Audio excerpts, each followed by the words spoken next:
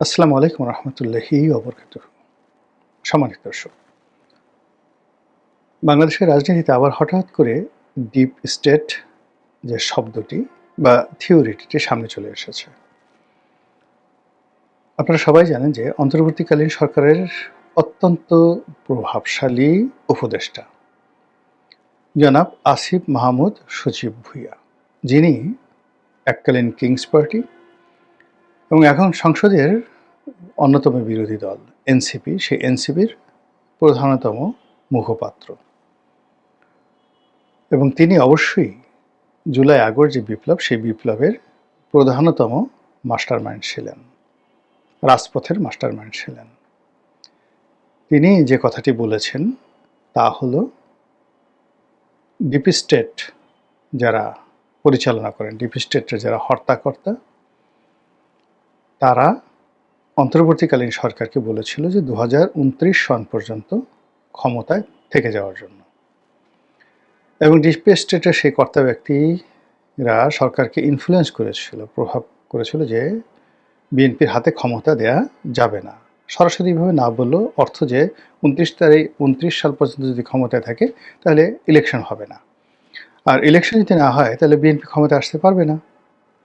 আর ক্ষমতায় যদি সেই ডক্টর মোহাম্মদ ইউনূস সাহেব থাকতেন তাহলে জামাত, এনসিপি তারা তেলে ঝুলে আজকে যে দুর্দশার মধ্যে পড়েছেন এরকম অবস্থা হতো না, এবং তারা তাদের সেই শাসন আমলে যে তেলে ঝুলেছিলেন ঠিক সেই অবস্থায় তারা থাকতেন।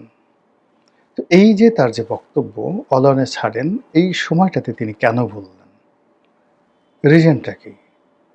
এখন আপনি কি তাকে শিশু বলবেন, পাগল বলবেন, অবোধ বলবেন? আমার তো মনে হয় না।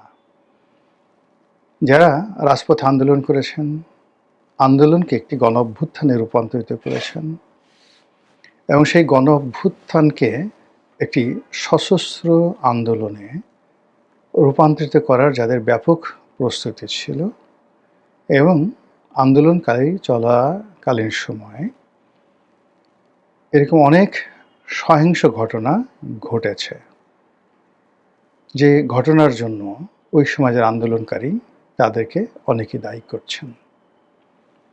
আমাদের দেশে থানা লুট, অসংখ্য পুলিশ হত্যা, আওয়ামী লীগের নেতাকর্মীদের হত্যা, নিরীহ পথচারী হত্যা, সরকারি সহায় সম্পত্তিতে আগুন দেওয়া, ব্যাপক লুটপাট করা,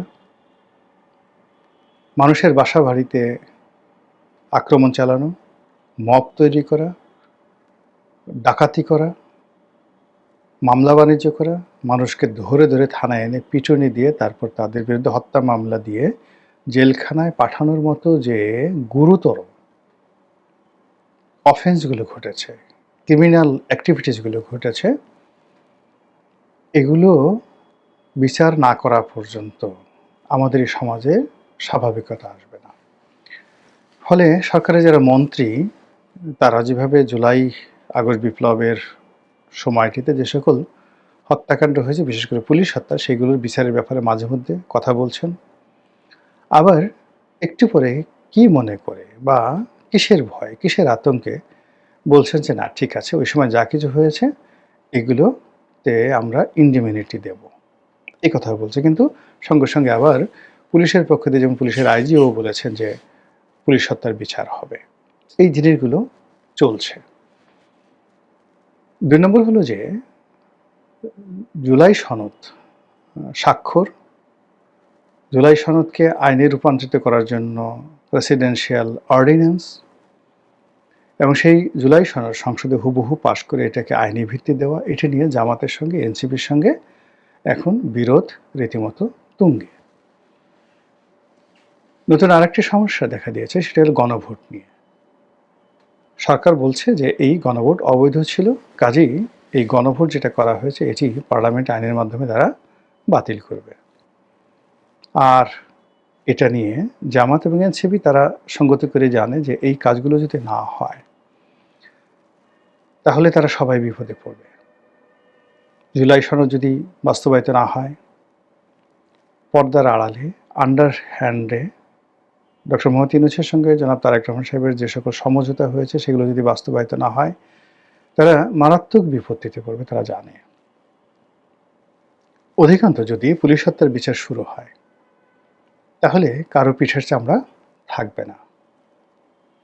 তো এই যে বিষয়, সেই বিষয়গুলো সরাসরি না বলে সরকারের উপর একটা চাপ তৈরি করার জন্য যে ডিপ স্টেট পলিসি বা থিওরি আমরা কানাঘুষা করছিলাম, সেটি জনাব আসিফ মাহমুদ সজীব ভুঁইয়া সামনে নিয়ে এসেছেন। তো তিনি এগুলো কেন আনলেন? বোঝার চেষ্টা করুন যে তিনি বা তার যারা সহযোগী, তারা একটি সশস্ত্র যুদ্ধের জন্য প্রস্তুতি তাদের ছিল, থানা লুট হওয়ার আগে, পুলিশ মার খাওয়ার আগে। ইট মিনস তাদের সামরিক প্রশিক্ষণ ছিল মিলিটারির সাথে যুদ্ধ করার, তাদের সামরিক প্রশিক্ষণ তারা নিয়েছিল পুলিশের সাথে যুদ্ধ করার, গেরিলা যুদ্ধ চালিয়ে আওয়ামী লীগের নেতাকর্মীদেরকে হত্যা করা, মন্ত্রীদেরকে হত্যা করা, যে কোনো অপারেশন চালানোর জন্য তাদের সবগুলো যাকে বলা হয় ট্রেনিং ছিল। এটা বোঝার জন্য রকেট বিজ্ঞানে হওয়ার দরকার নাই, নচেত তারা কি করে যুদ্ধ করবেন, কি করে গেরিলা যুদ্ধ করবেন। তাদের বিভিন্ন ট্রেনিং ক্যাম্প থাকা স্বাভাবিক। গভীর অরণ্যে, টেকনাফ, উখিয়া, বান্দরবন, খাগড়াছড়ি, রাঙামাটি, এই যে বিস্তীর্ণ এলাকাতে যে সকল বিদ্রোহী গ্রুপ রয়েছে যারা অহরহ যুদ্ধ করে, তাদের সঙ্গে তাদের সম্পর্ক থাকা, সীমান্ত অঞ্চলগুলোতে তাদের বিভিন্ন ঘাঁটি থাকা, বাংলাদেশের অন্যান্য যে সকল এলাকায় অরণ্য রয়েছে, যেমন সুন্দরবন রয়েছে, সিলেট রয়েছে, গাজীপুর, ভাওয়াল রয়েছে, এই সকল এলাকাতে তাদের সেই ঘাঁটি থাকা স্বাভাবিক। যদি তারা সত্যিকার অর্থে গেরিলা যুদ্ধ করতে চায় বা আগ্রহী, এ সমস্ত এলাকায় অবশ্যই তাদের লোকজন থাকার কথা। ২ নম্বর হলো যে এইগুলো তো পরিচালনা করার জন্য টাকা লাগবে। নিঃসন্দেহে তারা সেই টাকা দেশি বিদেশি বিভিন্ন সোর্স থেকে পেয়েছে, বা এখনো পাচ্ছে, বা আগামীতে যদি দরকার হয় তারা পাবে।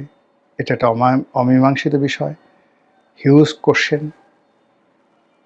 থার্ডলি হলো যে এই যে ডিপ স্টেট পলিসিতে বেশ কিছু অস্ত্রশস্ত্র যা আসছে, এটা ব্রিগেডিয়ার সাখাওয়াত সাহেবের বক্তব্যে ফুটে উঠেছে।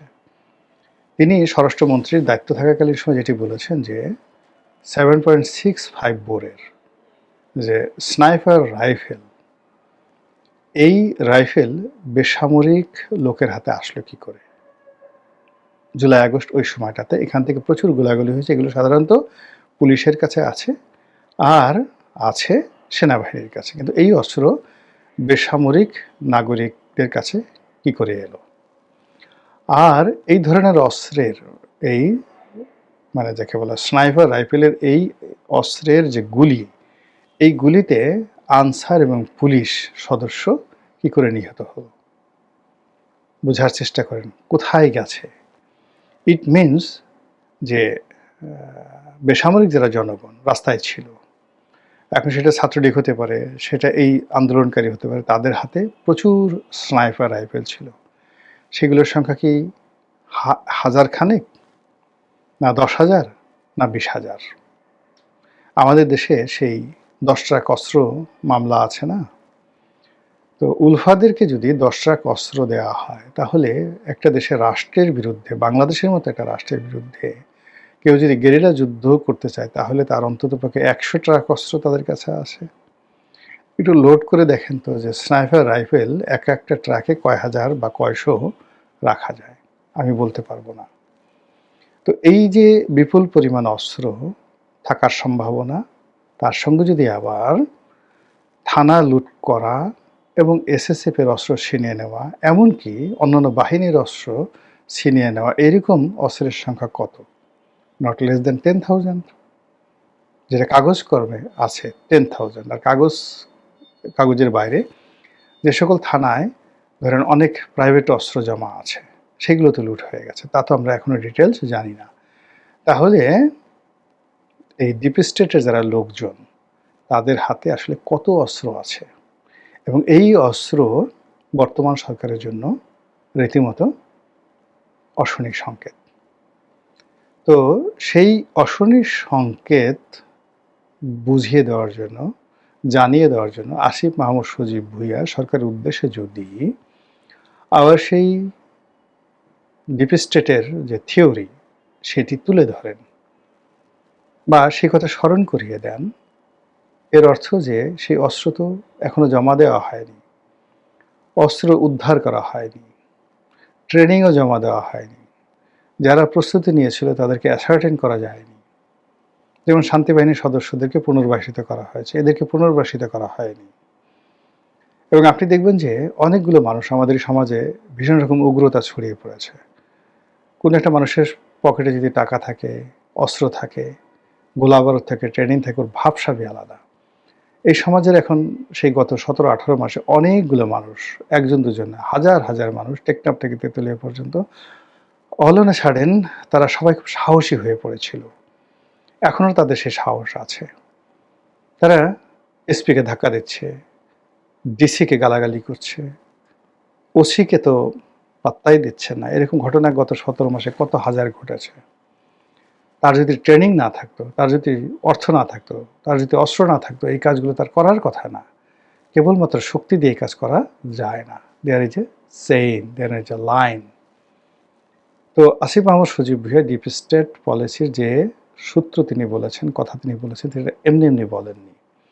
তিনি সরকারের উপর একটা চাপ প্রয়োগ করার চেষ্টা করছেন যে বেশি বাড়াবাড়ি করবেন না, বেশি চালাকি করবেন না, যেভাবে কথা হয়েছে, যেভাবে কমিটমেন্ট দিয়েছেন, যেভাবে ডিল হয়েছে, সেই অনুযায়ী সব কিছু করেন।